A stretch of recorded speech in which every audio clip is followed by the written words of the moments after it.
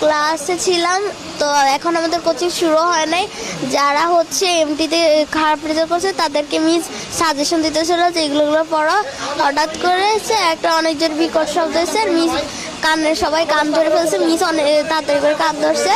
পরে এবার মিস বলে যে কী হয়েছে, আমি তো ভাবছি যে আকাশ থেকে মনে হয় শিলা বা এরকম কিছু পড়ছে। পরে আমরা যখন বেরোইছি দেখি যে যেখান দিয়ে আমরা সিঁড়ি দিয়ে ক্লাসে উঠি সেই সিঁড়ির জায়গাটা পুরোটা পুড়ে গেছে। আর সিঁড়ির ওই পাশে কিছু 7-8-এর ছেলেরা পড়তো, ওদের ইয়েটা পুরো পুড়ে গেছে, সিঁড়ির সাইড পুরো পড়ে গেছে। ওখানে অনেকে মানে গড়াগড়ি করতেছে, 7-8-এর ছেলেরা তো ভয় দৌড় দিতে গেছিলো। আগুনের পরে অনেকে গা লাল হয়ে গেছে, অনেকের খুব জামা কাপড় পুড়ে গেছে, তারা মাটিতে শুয়ে গড়াগড়ি করতেছে।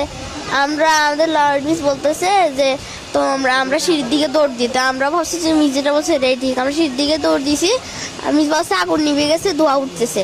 আমরা ওখানে গেছি, গ্যাস সরে দিছিল। পরে মিসে একজনের গায়ে পড়ে গেছে, আবার একটা 8-এর ভাই আমার গায়ের উপর পড়ে গেছে। পরে আমার একটা বান্ধবী আমার গায়ের উপর পড়ে গেছে। আমি অনেক কষ্ট ওখান থেকে উঠে আসছি। আর পরে বারান্দার যে গ্রিল কিছু ফায়ার সার্ভিসের লোক আসছে, তারপর কিছু আর্মি লোক আসছে, এসে ওরা গ্রিল ভাঙছে।